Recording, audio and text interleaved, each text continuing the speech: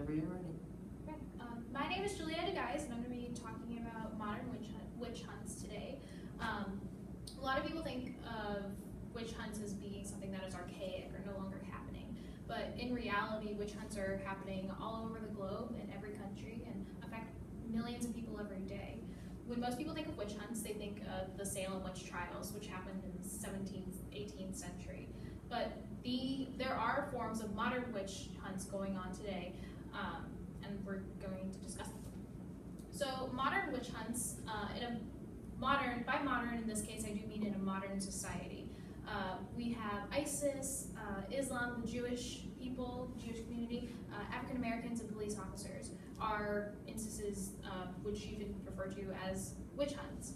Technically, these groups are targeted because of their beliefs, their jobs, their appearance, and just like in witch hunts in the 18th and 17th century, these people are unfairly targeted and treated differently because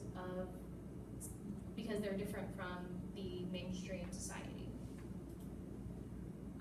More recently, we've had the Ferguson debate going on. There are people that are seeing this as witch hunt against African Americans and also seeing it as a witch hunt against police officers.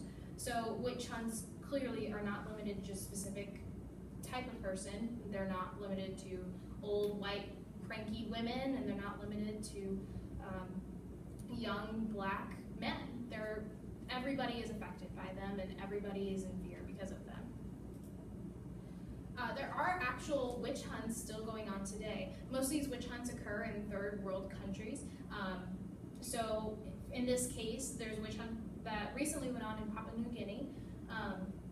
The targets in this case were actually male. So despite typical witch hunt criteria, they were hunting men this time.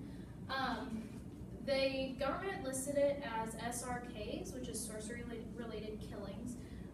So it's even government recognized in this case that some sort of witchcraft is happening. What actually happened in these cases were a few boys were high and they went on a killing spree, but instead of recognizing that it was drug-induced, the government and people around them decided that it was spawned on by some sort of sorcery or witchcraft. There are also child witch hunts in Ghana. In more poor families, we see a lot of kids being picked on for being witches. Most of the time, these kids are 1 month to 17 years old.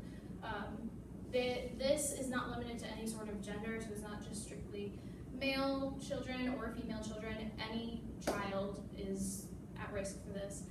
Typically, these kids are from very poor backgrounds and live in very rural areas of the country. When these instances occur, the families are poor and something happens and they blame their child for it, so they get rid of the child instead of dealing with an issue, There are kids that actually walk around protesting occasionally, talking about how they are not witches and that they shouldn't be targeted because they aren't doing anything wrong. These are some pictures from Ghana and regions with kids that are affected by modern day witch hunts.